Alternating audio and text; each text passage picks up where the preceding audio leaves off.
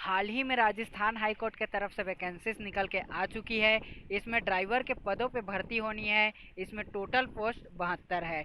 इस वीडियो में आपको बताऊंगा कि आप घर बैठे ऑनलाइन एप्लीकेशन फॉर्म कैसे भर सकते हैं। साथ ही कुछ इंपॉर्टेंट डेट्स और नोटिफिकेशन के बारे में बात करेंगे। तो सबसे पहले अगर आपने मेरा यूट्यूब चैनल सब्सक्राइब नहीं किया है तो प्लीज़ मेरे यूट्यूब चैनल को सब्सक्राइब करना ना भूलिए। चलिए चलते हैं इस वीडियो की ओर। सबसे पहले इसका जो स्टार्टिंग डेट है वो मैं आपको बता देता हूँ, जो कि 31/7/2020 है और इसका लास्ट डेट जो है वो 31/8/2020। जो इसका फाइनल पेमेंट का डेट है वो 1/9/2020 है। इसका जो फीस का बात करें तो जनरल ओबीसी के लिए 400 रुपये और एससी और एसटी के लिए 250 रुपये है। इसका जो एज लिमिट है मिनिमम 18 ईयर और मैक्सिमम 14 ईयर का है। इसमें अलग अलग डिपार्टमेंट में भर्ती होनी है, जैसे Rajasthan high court, Rajasthan state law academy Jodhpur, Rajasthan state legal service authority Jaipur, Rajasthan district court. इसमें जो टोटल पोस्ट है वो आपके स्क्रीन के सामने दिखाई दे रहा है। इसकी जो एलिजिबिलिटी है वो 12th पास, साथ ही साथ लाइट मोटर व्हीकल या ट्रांसपोर्ट व्हीकल का ड्राइविंग लाइसेंस होगा। आप चाहो तो इसका स्क्रीनशॉट लेकर ध्यान से देख सकते हो। तो चलिए चलते हैं अब ऑनलाइन फॉर्म की तरफ। तो आप इसका official website Rajasthan high court search कर लीजिए या फिर डिस्क्रिप्शन पे लिंक है, उस लिंक के जरिए आप सीधा जो है ऑनलाइन फॉर्म पे पहुंच जाएंगे। जैसे ही आप उस लिंक पे क्लिक करेंगे आपके सामने कुछ इस तरह का पेज दिखाई देगा। इसमें ऑलरेडी रजिस्टर और न्यू यूज़र का जो है वो ऑप्शन दिखाई देगा। तो आप अगर ऑलरेडी रजिस्टर कर चुके हैं तो लॉगिन पे क्लिक कर लीजिए, या फिर अगर न्यू यूज़र है तो रजिस्ट्रेशन पे क्लिक कर लीजिए।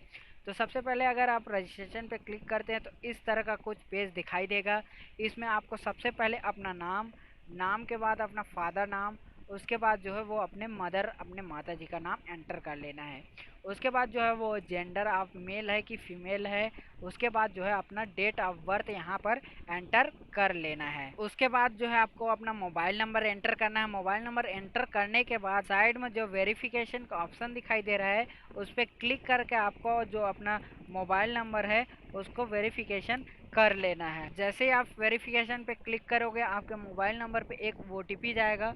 उस ओटीपी को आपको यहाँ पे जो है वो एंटर कर लेना है। एंटर करने के बाद आपको वेरीफाई नाउ पे क्लिक कर लेना है। जैसे ही आप वेरीफाई नाउ पे क्लिक करेंगे उसके बाद जो है वो आपका ओटीपी वेरीफाइड हो जाएगा। उसके बाद आपको अपना ईमेल एड्रेस एंटर कर लेना है। उसके बाद जो है यूज़र नेम आपको अपने से क्रिएट कर लेना है। उसके बाद जो है पासवर्ड वो भी अपने से क्रिएट कर लीजिए और आपको अपना पासवर्ड याद रखना है। पासवर्ड अपने से क्रिएट कर लीजिए। उसके बाद कंफर्म पासवर्ड करके जो नीचे में आपको कैप्चर दिखाई दे रहा है उसको इस बॉक्स में एंटर कर लीजिए। एंटर करने के बाद आप जो है रजिस्ट्रेशन पे क्लिक कर लीजिए। जैसे ही आप रजिस्ट्रेशन पे क्लिक करेंगे उसके बाद ओके पे क्लिक कर, जैसे ही आप ओके पे क्लिक करेंगे आपका जो रजिस्ट्रेशन है वो सक्सेसफुल हो जाएगा। उसके बाद जो है वो आपको साइड में फिल फॉर्म का ऑप्शन दिखाई देगा, उस पर क्लिक करना है। जैसे आप फिल फॉर्म पे क्लिक करेंगे कुछ इस तरह का ऑप्शन आपके स्क्रीन पे दिखाई देगा। अगर आप राजस्थान के मूल निवासी है तो राजस्थान पे क्लिक कीजिए।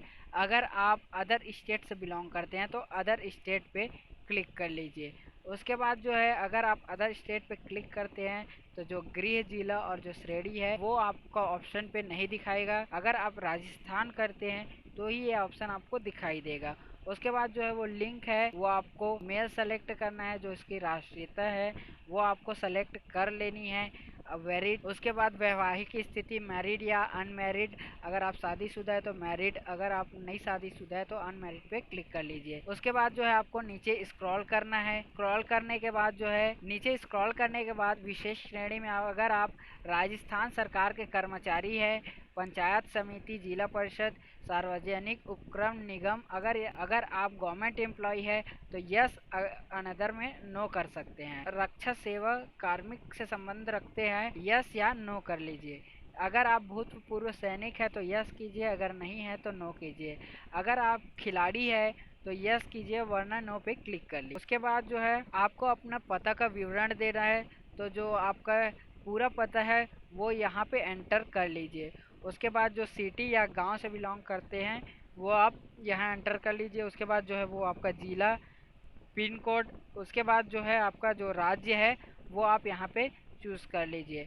राज्य के बाद आप यहाँ अपना फ़ोन नंबर एंटर कर लीजिए। अगर आप ऊपर में मूल निवासी में अदर स्टेट चुने हैं तो यहाँ पे आपको स्टेट चुनने का ऑप्शन देगा कि आप कौन से राज्य से बिलोंग करते हो, तो यहाँ पे आप जो है वो अपना राज्य सेलेक्ट कर लीजिए। फ़ोन नंबर एंटर करने के बाद मोबाइल नंबर आप पहले से ही वेरीफाइड कर चुके हैं। उसके बाद नीचे स्क्रॉल करने पे आपको न्यूनतम शैक्षणिक, शारीरिक व तकनीकी योग्यता एंटर करना है। तो सबसे पहले माध्यमिक शिक्षा मंडल मतलब जो है वो अपने 10th क्लास कौन से बोर्ड या संस्था से आप पास किए हो, उसका नाम, उसका उत्तीर्ण वर्ष, कौन से वर्ष में आप पास आउट हुए हो और कौन से, उसके बाद जो है वो आपका ग्रेड रहेगा कि आप कौन से ग्रेड से पास किए हो या कौन से डिवीज़न से पास किए हो। उसके बाद नीचे उच्च माध्यमिक या उच्चतर माध्यमिक का है, इसमें आपका 12th का बोर्ड आप कौन से बोर्ड या संस्था से पास किए हो, कौन से ईयर में पास किए हो और कौन से ग्रेड या डिवीज़न से पास किए हो, ये आपको एंटर कर लेना है।